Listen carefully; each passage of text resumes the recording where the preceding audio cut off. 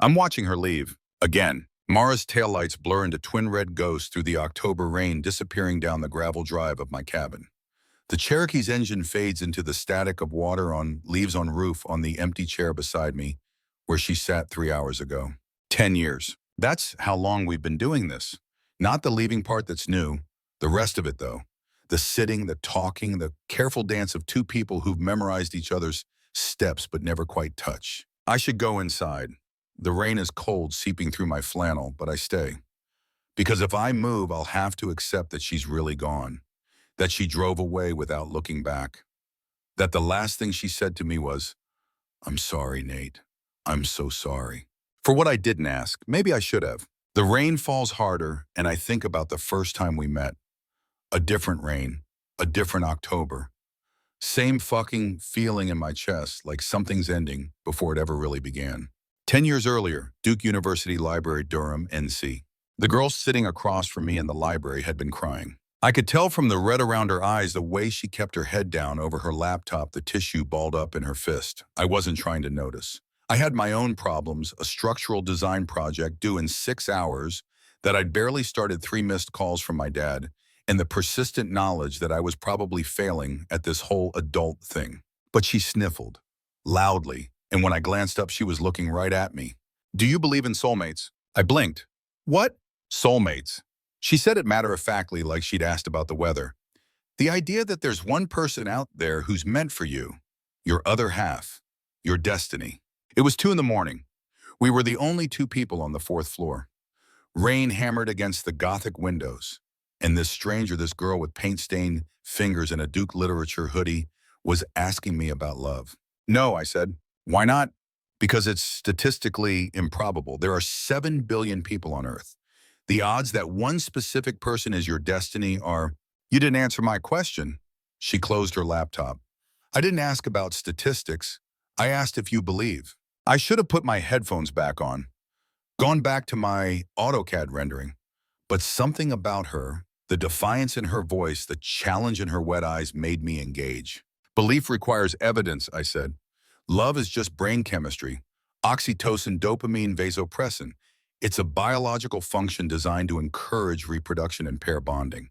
There's no destiny, just hormones and circumstance." She smiled, actually smiled, like I'd said exactly what she expected. "That's the saddest thing I've ever heard. It's reality." "No." She stood up, gathering her things. "It's your reality. Mine has a room for magic." She left. I went back to my project. But 20 minutes later, she came back with 2 coffees from the vending machine and sat down across from me again. "I'm Mara," she said, "Mara Bennett. English lit, major hopeless, romantic daughter of a man who believed love could transcend death, and you're wrong about soulmates." "Nate Sullivan," I replied, "architecture major realist, son of divorced parents who proved love is temporary. And you're wrong about magic." She grinned. "Prove it." "Prove what?" "That love isn't magic, that it's just chemicals and circumstance." "Prove it, and I'll believe you." I looked at her, really looked at her. Brown hair wet from the rain outside, green eyes bright with something between grief and hope, a smile that felt like a dare. "You prove yours first," I said. "Deal." She held out her hand. "Every Friday night, same time. We meet and debate love. You bring your science, I'll bring my poetry. First one to convince the other wins." I shook her hand. It was warm, solid, real. "What do we win?" I asked. "The truth," she said. "We met every Friday for 4 years. Then we graduated. She stayed in North Carolina to teach. I stayed to start my architecture firm, and we kept meeting. 10 years of Fridays. 10 years of arguments about destiny and choice, passion, and logic forever, and right now, 10 years of almost something that never quite became anything. Until 3 weeks ago when everything changed. 3 weeks ago, the Blue Ridge Cafe, Asheville, NC. I met someone. Mara said it casually, stirring cream into her coffee. Friday night, 8 p.m., our usual table by the window. Rain on glass, autumn leaves stuck to the sidewalk outside. Everything the same except for those 3 words. "That's good," I said. My voice sounded normal. "Tell me about him." "His name is Daniel. Daniel Reeves. He's a cardiologist, just moved here from Charlotte." She wasn't looking at me. "He's nice, really nice. He believes in love. Real love, the kind that lasts. So the opposite of me." Now she looked up. "Nate, I'm kidding." I wasn't. I'm happy for you.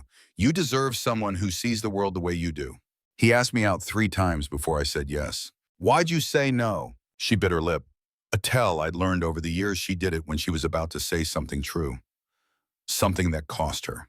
Because I kept thinking about our bet, the one we made 10 years ago. And I realized, I don't want to prove you wrong anymore, Nate. I just want you to be wrong. The rain got louder. Or maybe that was just the blood in my ears. What's the difference? I asked. Proving you wrong means winning an argument. You being wrong means... She trailed off, wrapped her hands around her mug. It means maybe magic is real.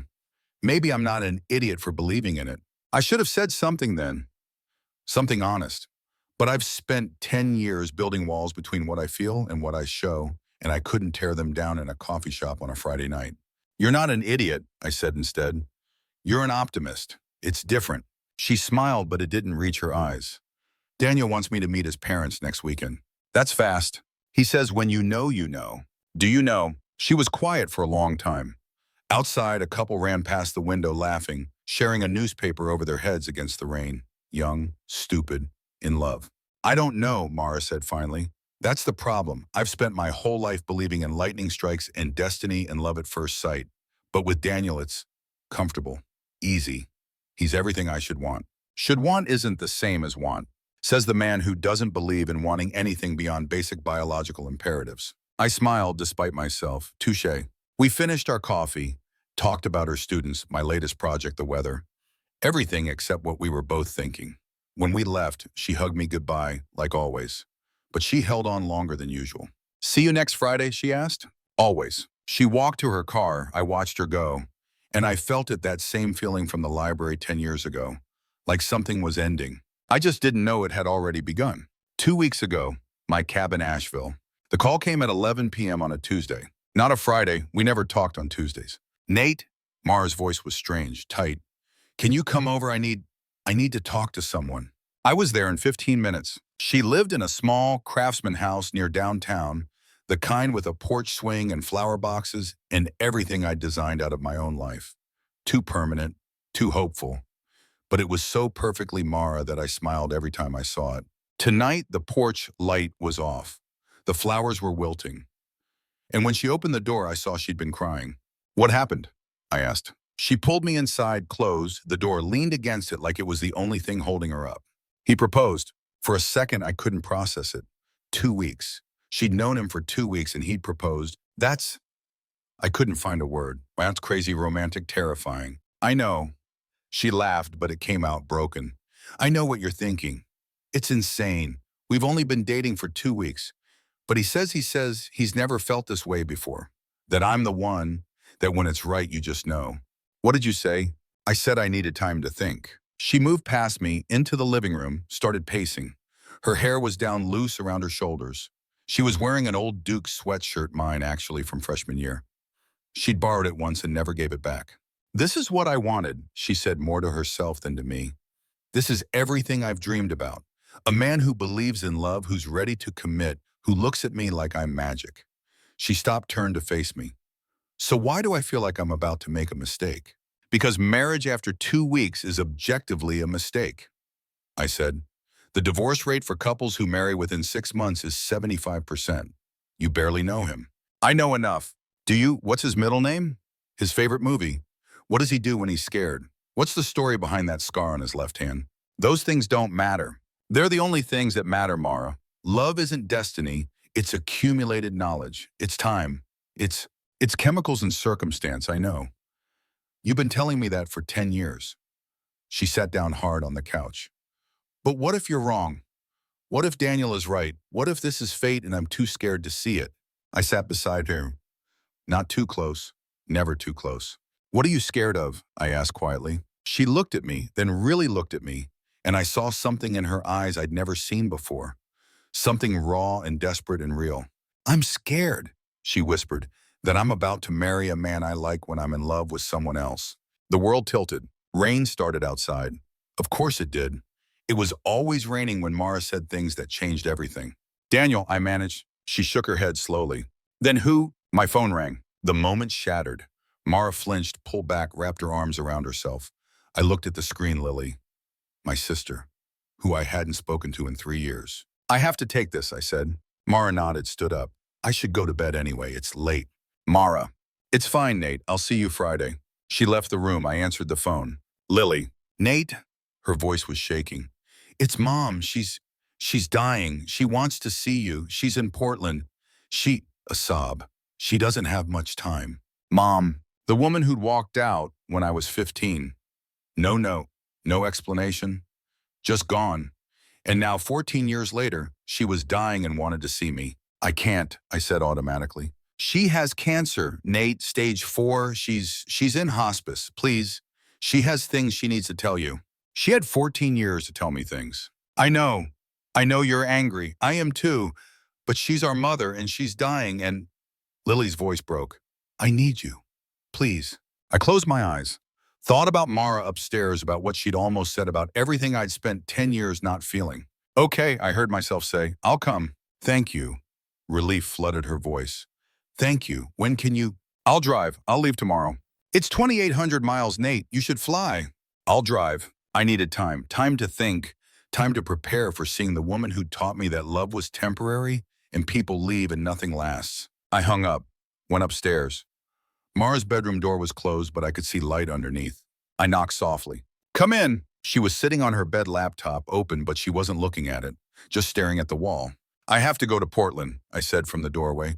My mom's dying. She turned and the mask fell away. Pure concern. Nate, I'm so sorry. When do you leave? Tomorrow morning. I'll drive you to the airport. I'm driving. That's 3,000 miles. I know. She stood up, crossed the room, stopped in front of me, close enough that I could smell her shampoo, lavender, and rain. Then I'm coming with you. Mara. Don't argue. You drove 18 hours straight when my grandmother died. You sat with me at her funeral even though you didn't believe in God or heaven or any of it. You held my hand and let me cry on your shoulder for 3 days. Her jaw set. I'm coming with you. What about Daniel? Something flickered in her eyes. I'll tell him I need time away. To think, and I do. She took a breath. I need time away from everything. With my best friend. Best friend. The words should have been a relief. They felt like a knife. Okay, I said. Okay. She smiled. Small, fragile, real. Road trip across America with Nate Sullivan. What could possibly go wrong? Everything, I thought. But I smiled back and said, absolutely nothing. 1 week ago. Highway I-40 somewhere in Tennessee. We left the next morning. Mara packed light, 1 duffel bag. Her laptop, a book of poetry by Pablo Neruda.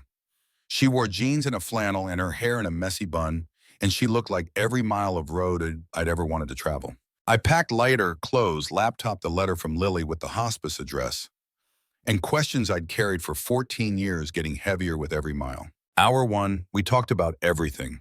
Her students, my latest project, the changing leaves, safe topics. Hour 2, silence. Comfortable. The kind we'd perfected over a decade. Hour 3, she asked about my mom. What do you remember about her? Mara's voice was soft, careful. I kept my eyes on the road. Tennessee hills rolled past, autumn burning orange and gold. Not much. She was distant, even before she left. Your dad never talked about her, only when he was drunk. Then he talked about her too much. I adjusted the mirror.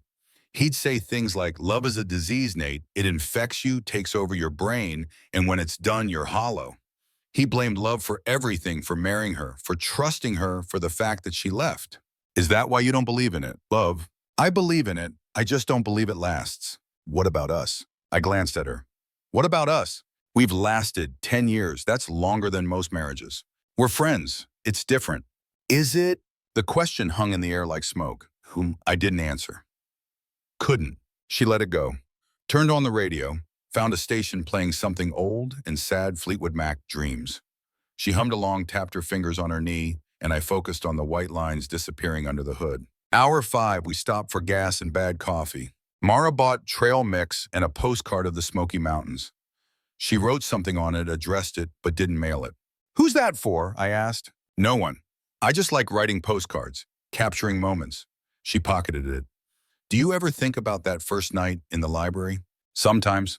I was crying because my boyfriend broke up with me. He said I was too much, too emotional, too romantic, that I lived in fairy tales. She smiled at the memory. And then you with your statistics and your certainty you were supposed to be proof that he was right, that I was ridiculous. But, but you kept showing up every Friday. Even when you won our arguments, you kept showing up. And I thought maybe that's what love actually is. Not magic or destiny, just showing up over and over, even when it's easier not to. I paid for the gas. We got back in the car. That's still not magic, I said. No, she buckled her seatbelt. It's better. 5 days ago, somewhere in Arkansas, night fell hard. We'd been driving for 12 hours. My eyes burned, my back ached. Mara had fallen asleep somewhere around Little Rock, her head against the window, her breath fogging the glass in little clouds. I should have stopped hours ago, found a motel, but I kept driving because as long as I was driving, I didn't have to think about what waited at the end of the road. My dying mother, Mara's proposal. The thing she'd almost said before Lily called. The rain started again. Mara stirred, woke up, blinked at the darkness outside. Where are we? Her voice was rough with sleep. Arkansas, maybe, or Oklahoma. The signs are confusing. She checked her phone. It's almost midnight. Nate, we should stop. I'm fine. You're exhausted. I said I'm fine. She was quiet for a moment, then pull over. What? Pull over. Now. I did. We were on some empty stretch of highway, no lights except our headlights cutting through rain. The moment I stopped, Mara got out of the car.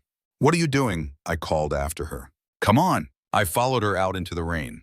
It was cold, heavy, soaking through my clothes immediately. Mara, when's the last time you let yourself feel something, Nate? She spun in a circle, arms out, face turned up to the sky. Not analyze it, not explain it, just feel it. This is when has. She stopped spinning, looked at me. Rain plastered her hair to her face. When did you last let yourself be messy and irrational and human? This isn't. When did you last cry? Get angry, laugh until your stomach hurt. Love someone without calculating the probability of it lasting. I don't. When did you last let yourself be scared? The question hit like a punch. I'm not scared, I said. Liar. She stepped closer, close enough to touch. You're terrified. Of your mother, of seeing her again, of hearing whatever she has to say. You're terrified that she'll have a good reason for leaving, and that'll make it worse. Or she won't have a reason at all, and that'll make it worse. You're terrified that she'll ask for forgiveness, and you won't be able to give it. Or that she won't ask, and you'll have carried this anger for 14 years for nothing. My throat closed. And you're terrified of me, she whispered. That's not. Yes, it is. You're terrified of what I was going to say the other night. Because if I say it, everything changes. And change is the one variable you can't control. I couldn't breathe, couldn't speak, couldn't do anything but stand there in the rain and feel everything I'd been running from for 10 years crash into me at once. You want to know why I haven't said yes to Daniel? Mara's voice broke. Because I've been in love with you since the library. Since you looked at me like my pain mattered even though you thought my beliefs were ridiculous. Since you showed up every Friday for 10 years, even when you hated the conversations. Since you let me wear your sweatshirt and never asked for it back. Since you learned my coffee order and my favorite color and the story behind every scar I have, and you pretended it was just friendship, but it wasn't. It was never just friendship, Nate. Not for me. The rain poured down. The world narrowed to her face, her words, the truth I'd been hiding from. I can't, I said. It came out strangled. I can't be what you need. Why not? Because everyone leaves. My mom left. My dad drinks himself to death every night because she left. Love doesn't last, Mara. It's not magic. It's temporary insanity. And when it clears, people wake up and realize they've made a mistake and they leave. I'm still here. For now. No, not for now. Always. I'm not your mother, Nate. I'm not going to disappear. You can't promise that. Yes, I can. I just did. I shook my head. You'll marry Daniel or someone like him, someone who believes in forever, someone who deserves you, and I'll be alone. She said it softly, because that's safer. Because if you're alone, no one can leave you. She was right. She was always right. Get in the car, I said. We need to keep moving. Nate, please. She looked at me for a long moment. Then she got in the car. We drove through the rest of the night in silence. And when dawn broke over Oklahoma, I realized I'd just made the biggest mistake of my life. But I didn't know how to undo it. I find her at the Blue Ridge Cafe. Of course I do. It's a Friday night. 8 p.m. Our table by the window is empty, but she's there standing outside in the parking lot, keys in hand, staring at the door like she can't decide whether to go in. I pull up beside her. Kill the engine. She doesn't turn around, but her shoulders tense. She knows it's me. It's Friday, I say through the open window. Rain drips off the roof of my truck. We have a standing appointment. I released you from that obligation. Her voice is flat. 3 hours ago. I'm not here out of obligation. Then why are you here? I get out of the truck, stand there into the rain because apparently that's become our thing. Getting soaked while having conversations that change everything. Because I'm an idiot, I say. Because I spent 3 hours sitting on my porch trying to convince myself that you were wrong. That love is still just chemicals. That I could let you go and be fine. And then I realized something. She finally turns. Her eyes are red. She's been crying. What? She whispers. The opposite of love isn't hate. It's indifference. And I have never, not once, in 10 years, been indifferent about you. When you told me about Daniel, I felt sick. When you said you were in love with someone else, I felt hope. And when you drove away tonight, I felt like I was dying. I take a step closer. So maybe you're right. Maybe it's not chemicals. Or maybe it is, but the chemicals are so strong that they feel like magic. Either way, I don't care anymore. I just know that I can't let you go. She's crying now, full tears mixing with rain. That's not a declaration of love, Nate. That's fear of losing me. It's both. And I'm done pretending it's not. You don't believe in love. I believe in you. Isn't that the same thing? She laughs through her tears, shakes her head. You're still trying to logic your way through this. Because logic is all I have. But if you want me to say it, fine. I love you. I've loved you since you brought me coffee at 2 a.m. and told me I was wrong about everything. I've loved you through every Friday, every argument, every moment you smiled at me like I was worth saving. I love you, Mara Bennett, and I'm terrified, and I don't know how to do this. But I'm here. I'm choosing this. I'm choosing you. The rain pours. She steps forward, close enough to touch. Say it again, she whispers. I love you. Again, I love you. One more time. I love you. I cup her face in my hands. I love you, and I'm sorry it took me so long to say it. I'm sorry I wasted 10 years being scared. I'm sorry. She kisses me. It's not soft. It's not sweet. It's desperate and messy and real 10 years of wanting condensed into one moment. Her hands fist in my shirt. Mine slide into her hair. And for the first time in my life, I stop thinking. I just feel when we finally break apart, we're both shaking. Okay, she breathes against my lips. Okay. Okay, I believe you. She pulls back enough to meet my eyes. But Nate, you need to understand something. I'm sick, really sick, and it's not going to get better. I know. No, you don't. Not really. She takes a shaky breath. 6 months ago, I was diagnosed with a congenital heart condition. It's degenerative. The doctor said I have 2, maybe 3 years without intervention. The words hit like a physical blow. What kind of intervention? My voice sounds strange, distant. Surgery, but it's risky. Very risky. She's still crying. I haven't made a decision yet. And I'm scared, Nate. I'm so scared. I pull her back into my arms, hold her tight. We'll figure it out, I say into her hair. Together. Together. Whatever you decide, I'm here. You don't have to. Yes, I do, because I love you. And love means staying, even when it's hard, especially when it's hard. She holds on to me like I'm the only thing keeping her upright. I don't want this to be your burden, she whispers. You're not a burden. You're my choice. There's a difference. We stand there in the rain for a long time, 2 people finally honest about what they feel, what they've always felt. Finally, she pulls back, wipes her eyes. We should go inside, she says. It's Friday. We have coffee to drink. And arguments to have. Always. She takes my hand. That's half the fun. We go inside, sit at our usual table, order our usual drinks. But everything's different now.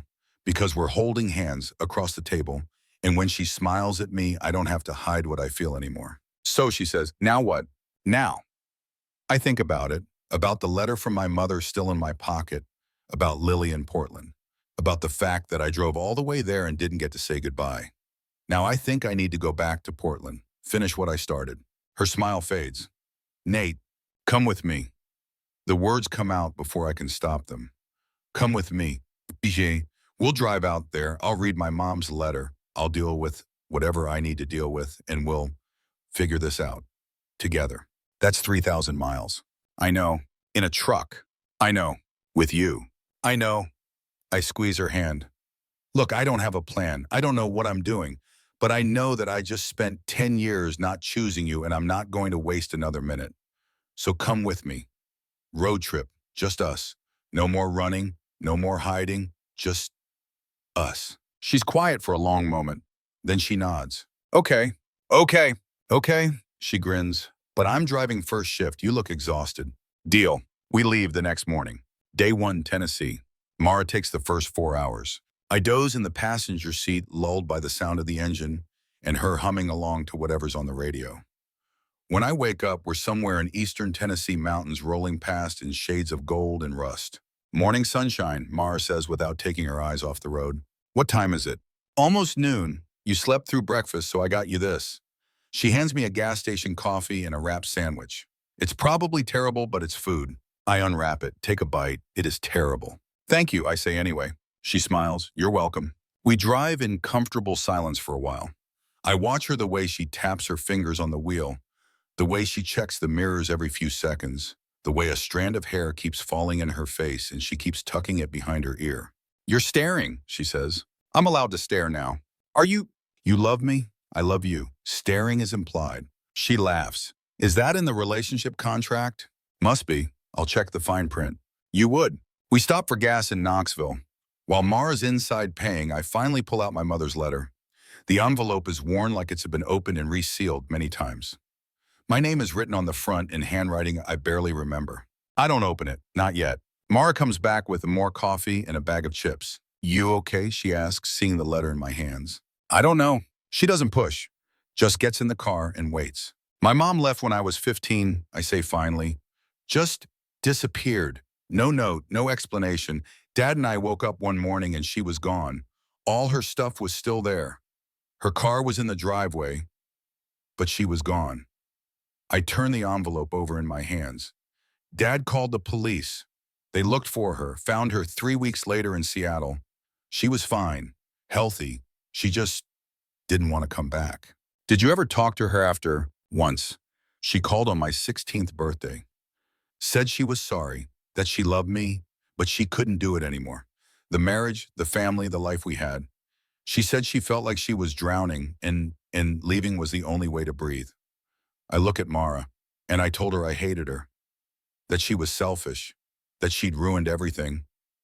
And then I hung up. Nate, that was the last time we spoke, 14 years ago. And now she's dead and I have this letter and I'm scared to read it. Why? Because what if it's just more excuses? More justifications for abandoning her family? What if there's no good reason? Or worse, what if there is a good reason and I've hated her for nothing? Mara reaches over, takes my hand. Or, she says softly, what if it's just the truth? And the truth is messy and complicated and doesn't fit into categories like good reason or bad reason. What if it's just her story? And reading it doesn't mean you have to forgive her or hate her or feel anything specific at all. I look at her. When did you get so wise? I've always been wise. You were just too busy being logical to notice. I smile despite myself, tuck the letter back in my pocket. I'll read it when we get to Portland, I say. When I can, I don't know, process it properly. Okay. We get back on the road. The mountains give way to rolling hills. The sun starts to set, painting the sky in shades of orange and pink. Nate, Mara says after a while. Yeah, thank you. For what? For coming after me. For saying what you said. For being here. She glances at me. I know it's hard for you. Letting yourself feel things. Letting yourself be vulnerable. So thank you for trying. I'm not just trying, I'm all in, whatever that means. She smiles. It means you're stuck with me now. Good. We drive until it's dark, then stop at a small motel outside Nashville. 2 rooms, Mara insists, even though we both know that's ridiculous now. But she's right, we need to do this slow. Do this right. I walk her to her door. Good night, she says. Good night. She goes inside. I stand there for a moment, then knock. She opens the door, eyebrow raised. Forget something. Can I step inside, look around. I just want to make sure you're okay. That you have everything you need. Nate, it's a motel room. I have a bed and a bathroom. I'm fine. Right, yeah, of course. But I don't leave. She sighs, smiles. You can stay if you want. I don't want to pressure you. Nate, I've been in love with you for 10 years. You asking to stay in my room for one night is not pressure. It's long overdue. So I stay. We lie on the bed, fully clothed, facing each other in the dark. Tell me something, Mara whispers. Something you've never told anyone. I think about it. I used to wish my mom would come back. Every night for 3 years after she left, I'd wish on the first star I saw that she'd come home, that she'd walk through the door and say it was all a mistake and she loved us and she was staying. I pause. And then one day I stopped wishing because I realized she wasn't coming back. And even if she did, it wouldn't fix anything. You can't undo abandonment. You can only learn to live with it. Mara's quiet for a moment. Then, I used to think my dad was going to come back too, after he died. I was 12 and I didn't understand that death was permanent. I thought if I just believed hard enough, if I just kept faith, he'd find a way back. Like he promised my mom. Her voice cracks. It took me 2 years to accept that he was really gone. And even then, I never stopped believing in the promise. That love can transcend death. That somewhere, somehow, they'd find each other again. Do you still believe that? I don't know, I want to, but mostly I just miss him. She reaches out, finds my hand in the dark. The hardest part about loss isn't the grief, it's the guilt. The feeling that you should have said more, done more, been more. That if you'd just been enough, maybe they would have stayed. You were enough. So were you. We fall asleep like that, holding hands, trying to believe it. Died to Arkansas. We cross into Arkansas around noon. The landscape flattens out. Fields of cotton and soybeans stretch to the horizon. The sky is huge and empty and blue. Mara's driving again. I'm reading a book she brought, Pablo Neruda's poetry. I don't understand half of it, but I read it anyway because she loves it. Read me your favorite, I say. She glances over. You hate poetry. I hate bad poetry. If you love it, it must be good. She smiles. Okay, but you have to close your eyes and just listen. I close my eyes. She recites from memory, I love you without knowing how, or when, or from where. I love you simply without problems or pride. I love you in this way because I do not know any other way of loving but this, in which there is no I or you so intimate that your hand upon my chest is my hand so intimate that when I fall asleep, your eyes close.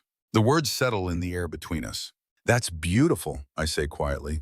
It's about loving someone so completely that you become part of them.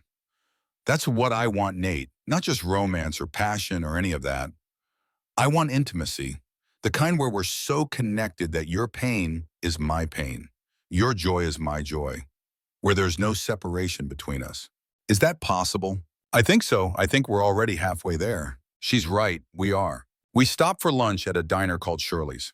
It's the kind of place with vinyl booths and laminated menus and a jukebox in the corner playing Elvis. The waitress, an older woman with kind eyes and a name tag that says Dolly, takes our order and brings us sweet tea without asking. Y'all are a beautiful couple, she says, setting down the glasses. Mara blushes. I don't correct her. When Dolly leaves, Mara leans forward. We're a couple now, officially. Officially. A stranger said so. It's binding. Is that how it works? Absolutely. She takes a sip of tea. So, boyfriend, what are your intentions with me? I lean back, pretend to consider.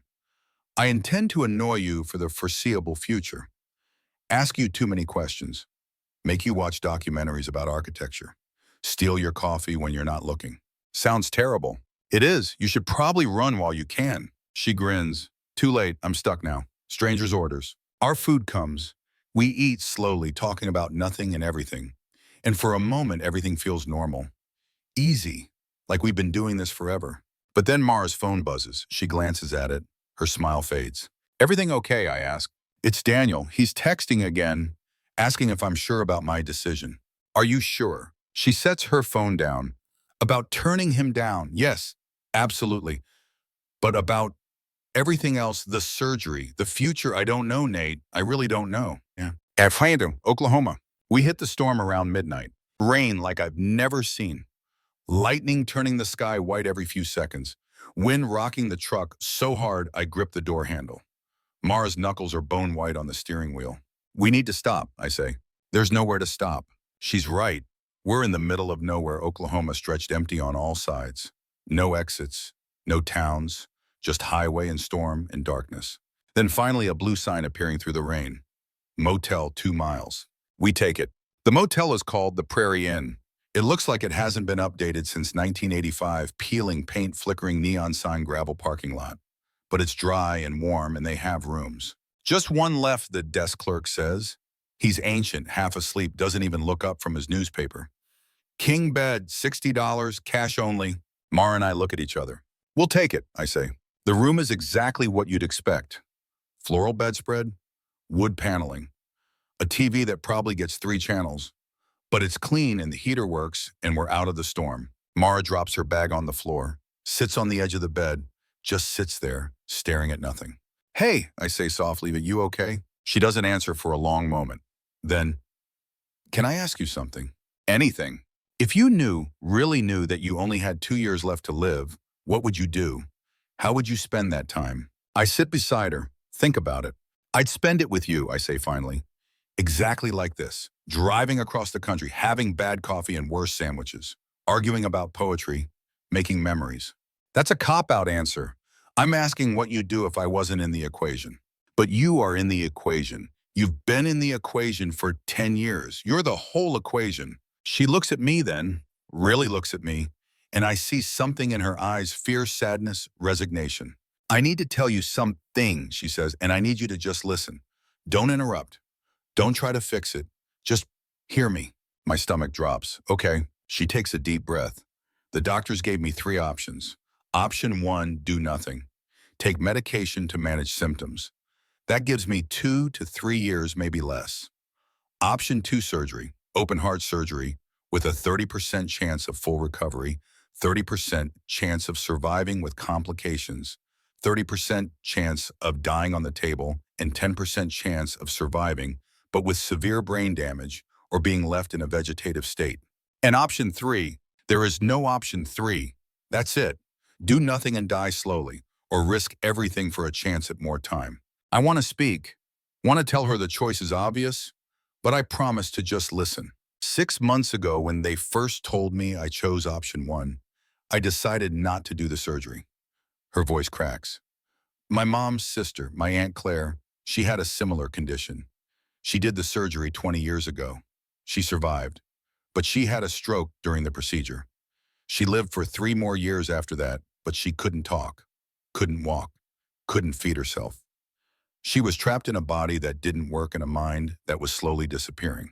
And I watched my mother visit her every single day, watched her cry every single night, watched her blame herself for encouraging Claire to fight. Tears are streaming down Mara's face now. And I promised myself I would never put anyone through that.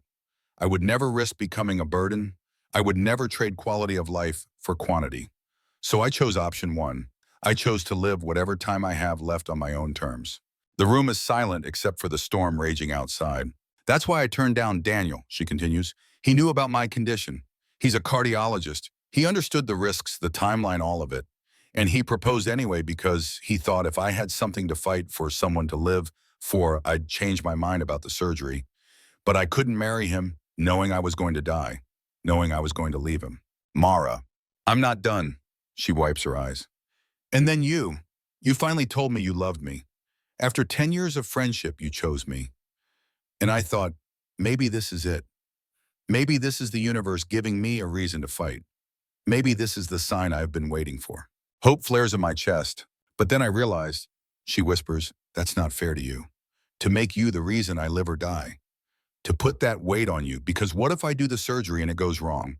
What if I die on the table and you spend the rest of your life thinking it's your fault? Or worse, what if I survive but I'm not me anymore? What if I'm just a shell and you have to take care of me? And every day you look at me and miss who I used to be. Stop, I say, stop doing that. Doing what? Deciding for me, protecting me, pushing me away from my own good. I take her hands. You think you're being selfless, but you're not. You're being scared, and I get it. I'm scared too. But you don't get to make this decision based on what you think I can handle. You don't get to leave me to save me from pain. Because I'm already in pain. I'm already terrified of losing you. The only question is whether I lose you in 2 years, or I lose you on an operating table, or I don't lose you at all because the surgery works. Nate! No, my turn. I stand up, start pacing. You want to know what I'd do if I had 2 years left? I'd fight. I'd fight like hell. I'd take every chance, every possibility, every slim hope of more time. Because 2 years isn't enough.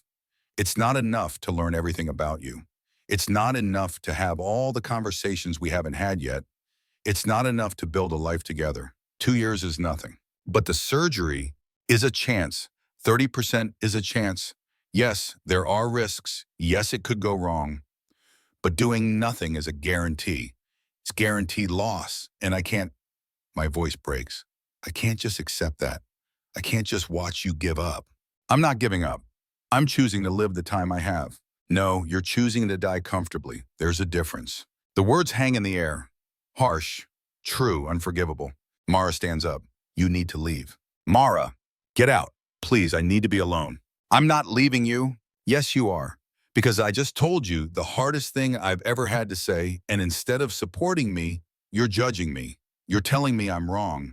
You're making this about what you want instead of what I need. She's right. I know she's right, but I can't stop myself. What you need is to live. What you need is to fight. What you need is to stop being so goddamn noble and scared and get out. She's crying now. Full sobs. Get out, Nate. I mean it. I grab my jacket, stop at the door. I love you, I say, and I'm sorry, but I'm not sorry for fighting for you, even if you won't fight for yourself. I leave, stand in the rain, let it soak through my clothes. What have I done? I should go back. Apologize. Tell her I'll support whatever she decides. But I can't, because I don't know if that's true. I get in the truck, drive until I find a gas station, sit in the parking lot with the engine running and my phone in my hand. I should call Lily, tell her I'm not coming, that I can't deal with my mother's ghost when I'm losing Mara. But instead I just sit there, numb, lost. And I think about the fact that I finally told Mara I loved her, and now I might lose her anyway. Not to death, to my own inability to let her make her own choices. And day 4, Oklahoma City. I go back to the motel at dawn. Mara's truck is still there. I knock on the door, no answer. I knock again. Mara, please, I'm sorry, can we talk? The door opens. She looks exhausted, like she hasn't slept at all. Come in, she says quietly. I step inside. The room looks the same, but everything feels different. I'm sorry, I say immediately. I had no right to say those things, no right to judge your choice. It's your life, your body, your decision.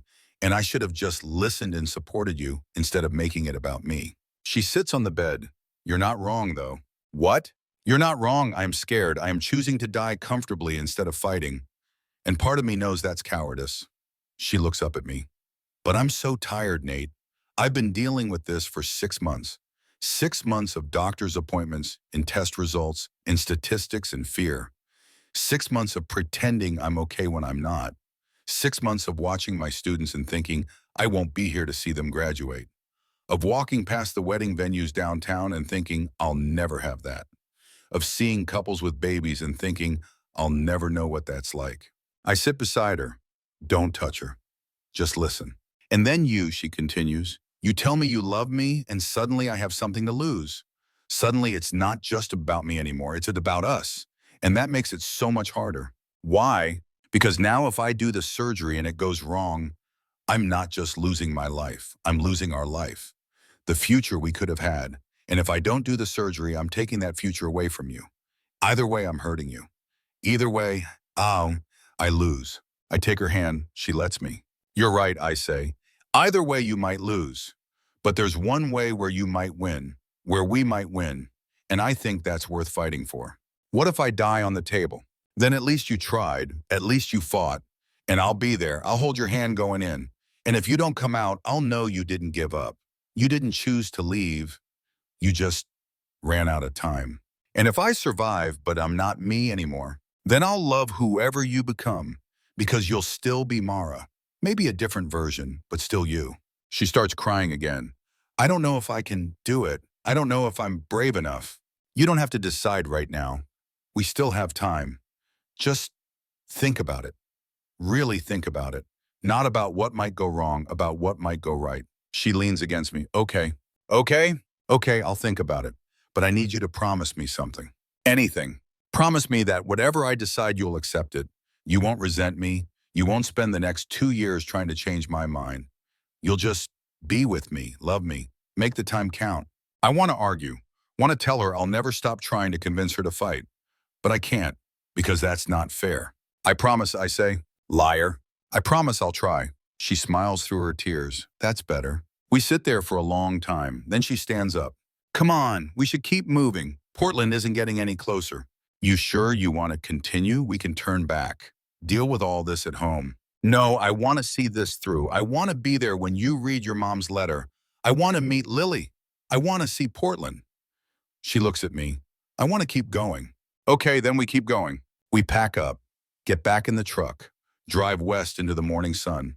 Day 5, Texas Panhandle. We don't talk much. The silence isn't hostile. It's just heavy, weighted with everything we said and didn't say. Around noon, Mara pulls off at a sign that says Cadillac Ranch, 1 mile. What's this? I ask. Something I've always wanted to see. Come on. We walk out into a field where 10 Cadillacs are buried nose first in the dirt, covered in layers upon layers of spray paint. It's art, Mara explains. People come here and add to it. It's constantly changing, never the same twice. She pulls out 2 cans of spray paint from her bag. When did you get those, Yesterday, at a hardware store. Thought we could leave our mark. I take a can, stand in front of one of the cars.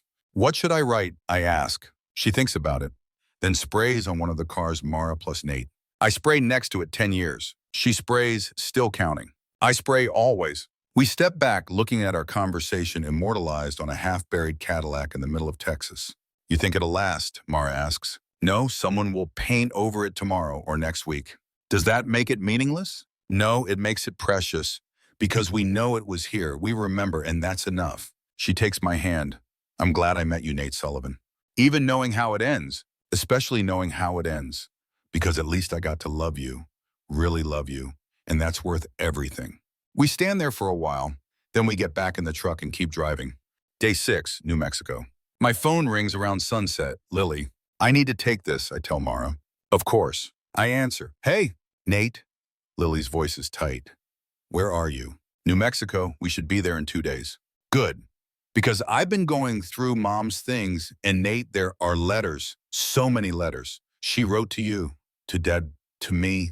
She never sent them, but they're all here and they explain everything. What do you mean everything? Why she left, where she went, what she was dealing with. Lily's voice breaks. She didn't abandon us, Nate. She was protecting us. She had cancer, stage 4. She didn't want us to watch her die. The world tilts. What? She was diagnosed right before she left. The doctors gave her 6 months. She thought leaving was kinder than staying and putting us through that. She thought if we hated her for leaving, it would be easier than watching her deteriorate. I can't breathe, can't process this. But she didn't die, I manage. She lived 14 more years. She went into remission, a miracle the doctors called it.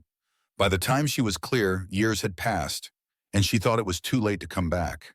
That we'd moved on, that coming back would only hurt us more. I look at Mara. She's watching me, concern written all over her face.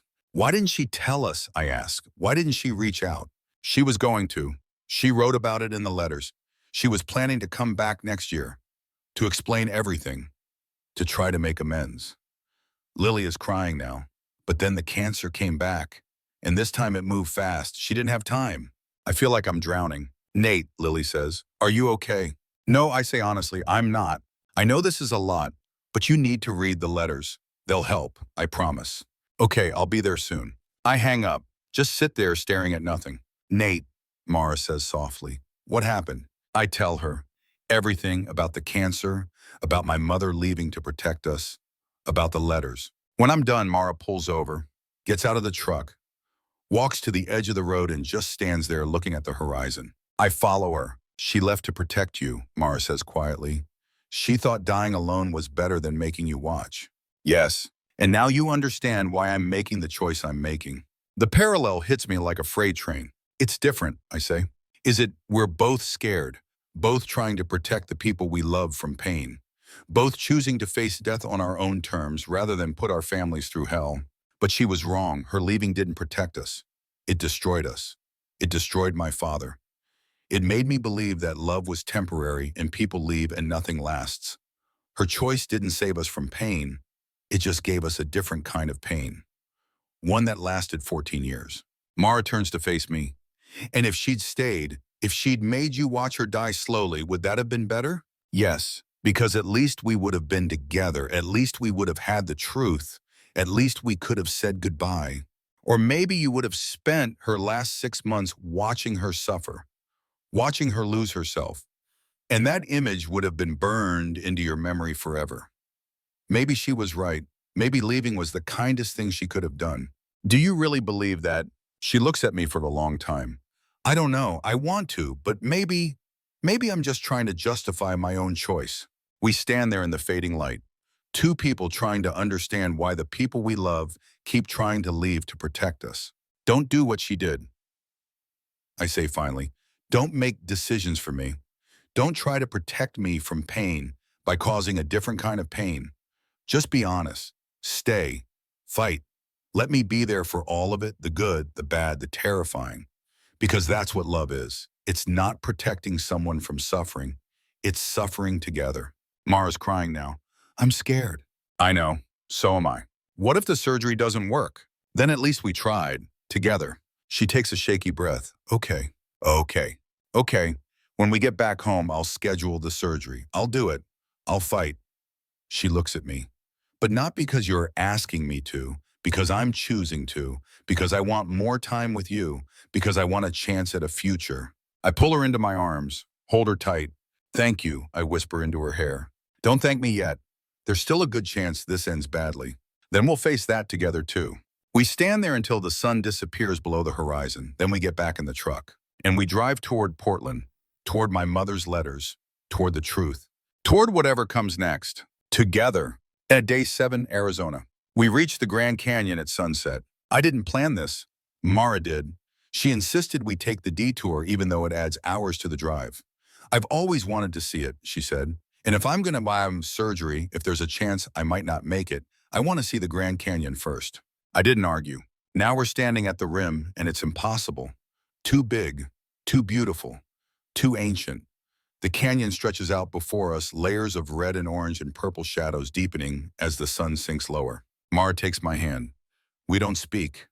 Just stand there, two tiny humans at the edge of something vast and eternal. Finally, she says, do you ever feel insignificant, like nothing you do matters because the world is so big and you're so small? Sometimes. My dad used to bring me to places like this. Big open spaces, mountains, canyons, the ocean. He'd say, Mara, you're a tiny speck in the universe, and that's the most beautiful thing about being human. We're small enough that our mistakes don't matter, but we're significant enough that our love does. Her voice breaks. I miss him. I know. I wish he could meet you. I think he'd like you, even though you're a cynic and he was a romantic.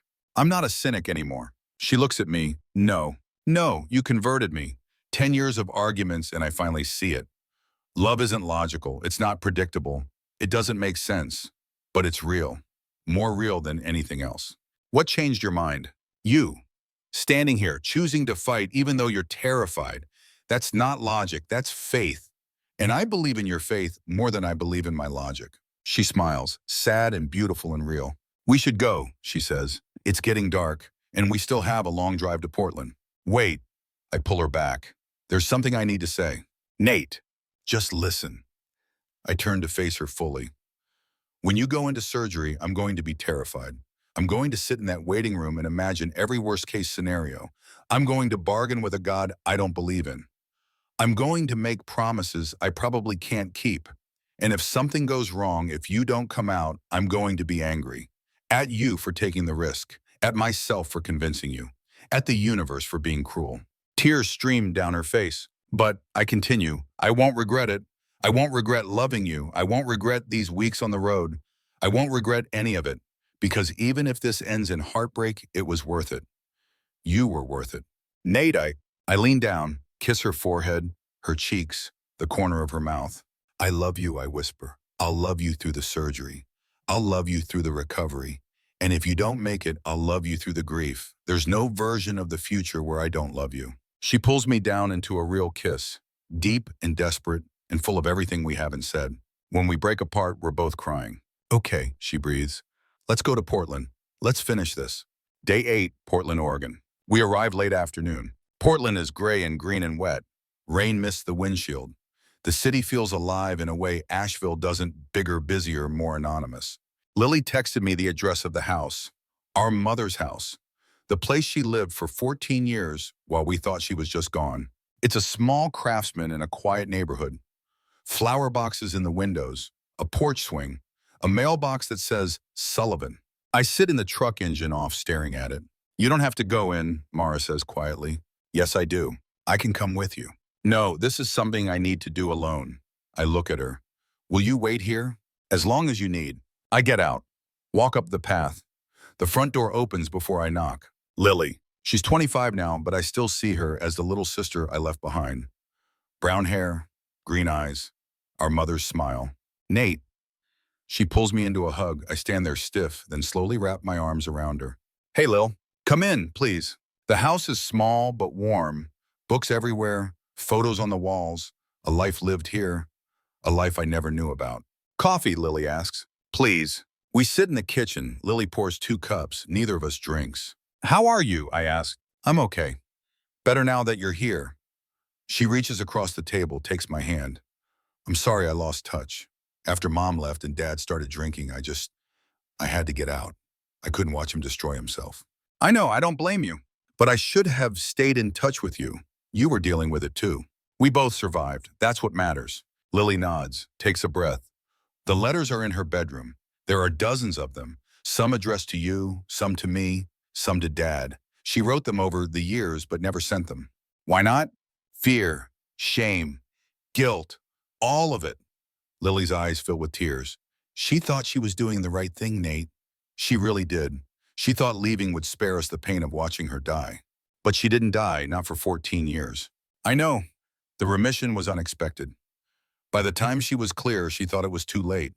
That we'd moved on, that coming back would only hurt us more. Lily wipes her eyes. She was wrong, but she believed she was protecting us. I think about Mara, about her choice, about my mother's choice, about how love makes people do impossible things for impossible reasons. Can I see them, the letters?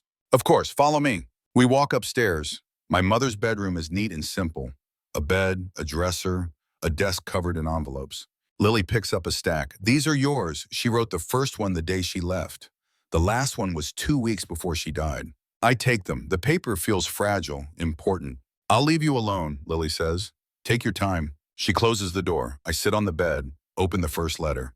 Letter 1, August 15, 2005. Dear Nate, by the time you read this, if you ever do, you'll know I'm gone. And you'll hate me. You should. What I'm doing is unforgivable. But I need you to understand I'm not leaving because I don't love you. I'm leaving because I love you too much to make you watch me die. 6 weeks ago, I was diagnosed with pancreatic cancer, stage 4. The doctors gave me 6 months, maybe less. There's no treatment that will save me. Only treatments that will drag out the inevitable while I waste away in front of you. You're 15 years old. You should be worrying about school and friends and girls. Not watching your mother deteriorate. Not sitting in hospital rooms. Not planning a funeral. So I'm leaving.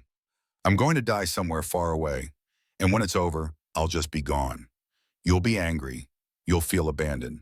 But eventually you'll move on. You'll live your life. And you won't have the image of my death burned into your memory. I know this is cowardice. I know you deserve the truth. But I can't bear to put you through that pain. I'd rather you hate me than watch me suffer. I love you, Nathan, more than you'll ever know. And I'm so sorry. Mom. I read through the rest, letter after letter, years of her life I never knew about. The remission, the shock of surviving, the guilt of staying away. The final letter written 2 weeks before she died, letter 12, September 1st, 2019. Dear Nate, the cancer is back. This time there's no fighting it. The doctors say I have weeks, maybe a month. I've spent 14 years trying to write the perfect apology, the perfect explanation, something that would make you understand. But there are no perfect words. There's only the truth. I was scared, and I made the wrong choice. I should have stayed. I should have let you say goodbye. I should have trusted that you were strong enough to handle the truth. But I didn't, and now it's too late. Lily found me 6 months ago. She's been visiting. She's forgiven me, I think. Or at least she's trying to. I don't deserve her forgiveness. I don't deserve yours either.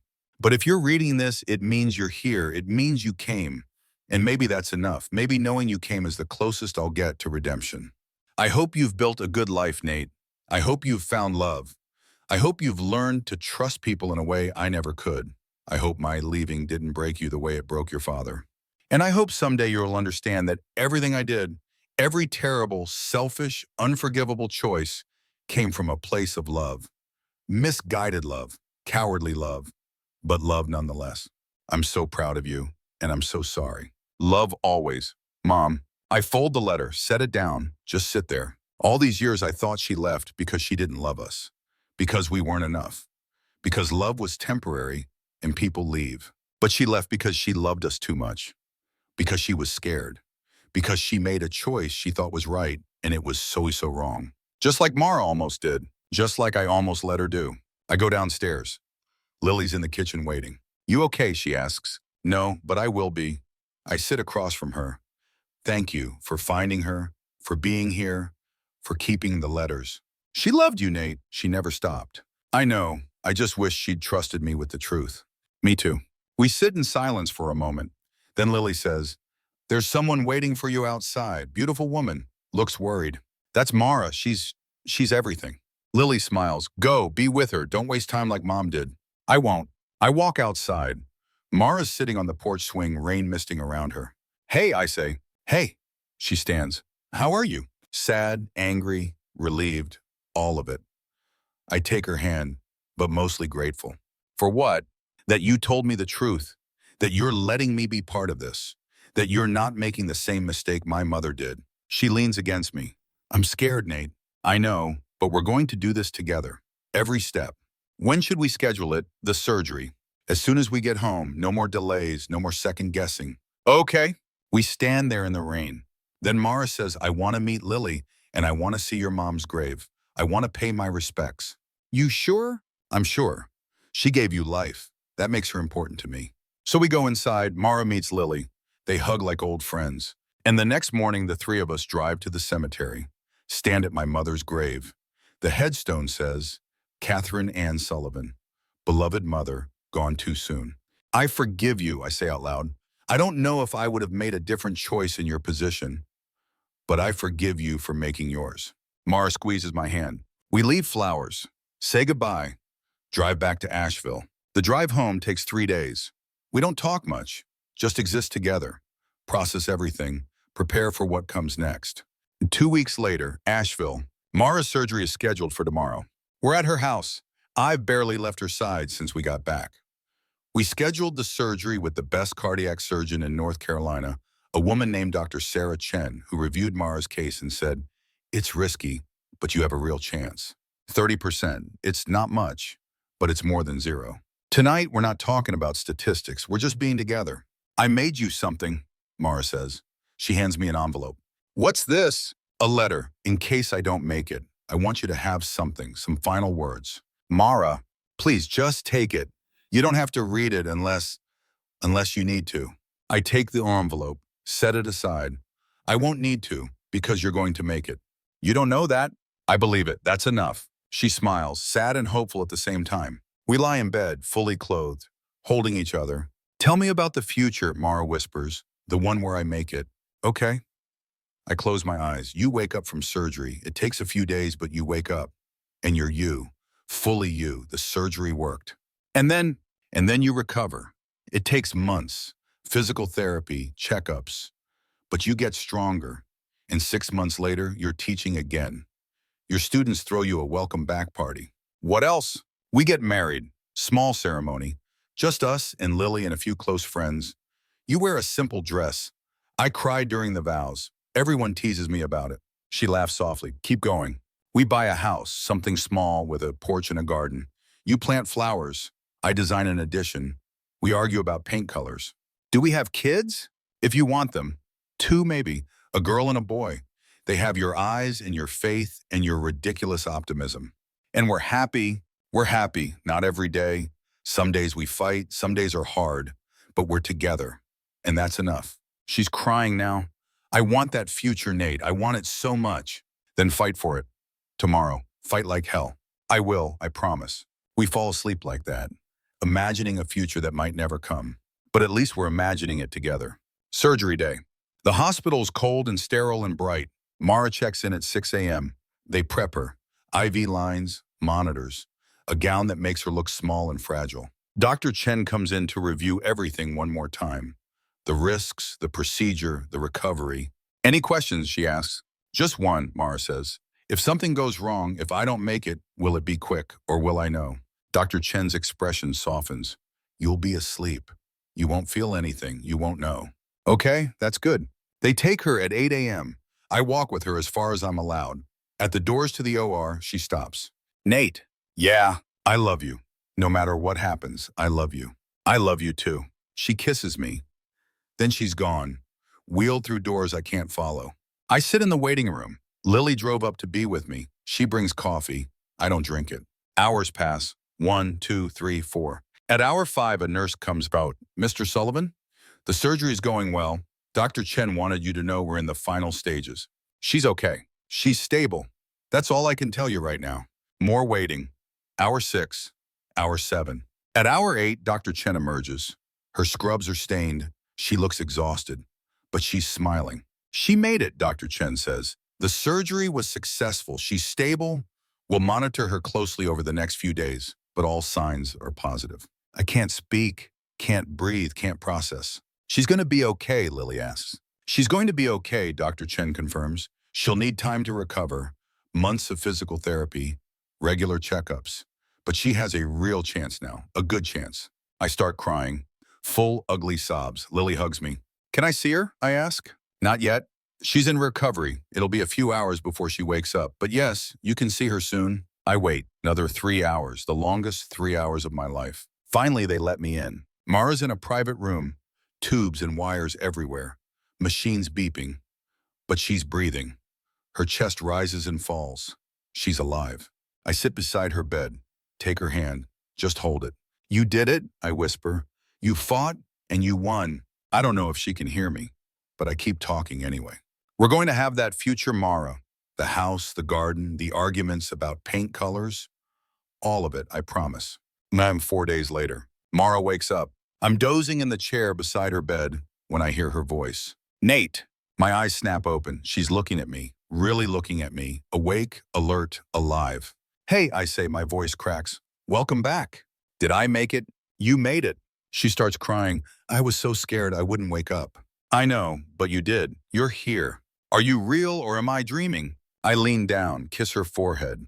I'm real. This is real. You made it. She reaches up, touches my face. I love you. I love you too. Dr. Chen comes in, checks vitals, asks questions. Mara answers everything correctly. Her motor skills are good. Her cognitive function is intact. Everything looks positive. You're a fighter, Dr. Chen says. The surgery went better than I could have hoped.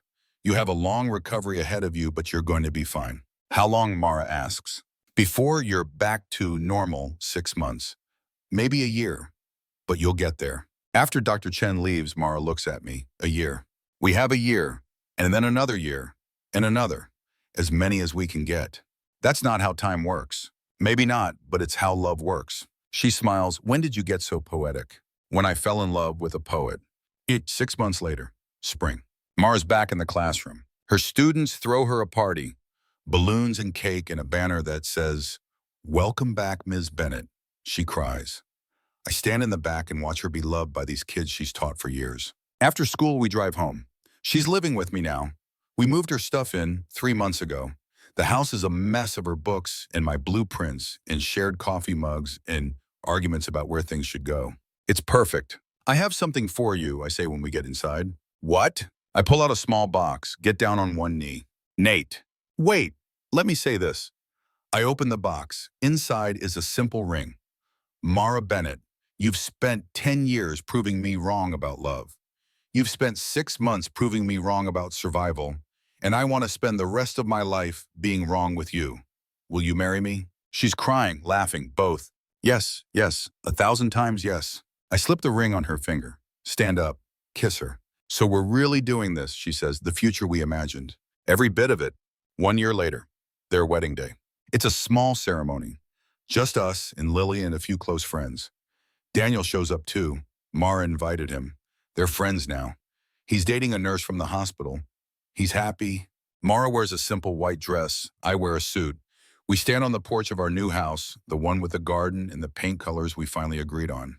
The officiant asks, Do you, Nathan Sullivan, take Mara to be your wife? I do. I have for 10 years. I just finally figured it out. Everyone laughs. Mara's crying happy tears. And do you, Mara Bennett, take Nathan to be your husband? I do. I always have. I was just waiting for him to catch up. More laughter. More tears. Then by the power vested in me, I now pronounce you husband and wife. You may kiss the bride.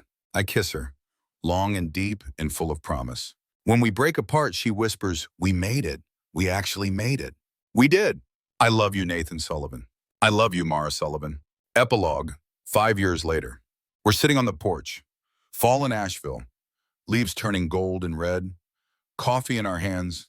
A daughter asleep inside. A son on the way. Mara's reading poetry to me. Neruda, always Neruda. I'm sketching the addition to the house. A sunroom. More space for the family we're building. Nate, she says. Yeah? Do you remember that first night in the library when I asked if you believed in soulmates? I said no. And now, I set down my pencil.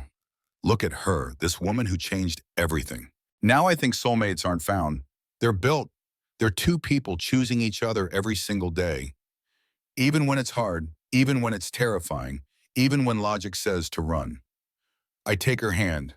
So no, I don't believe in soulmates, but I believe in us. I believe in the life we've built, and that's better than any destiny. She smiles. That's the most romantic thing you've ever said.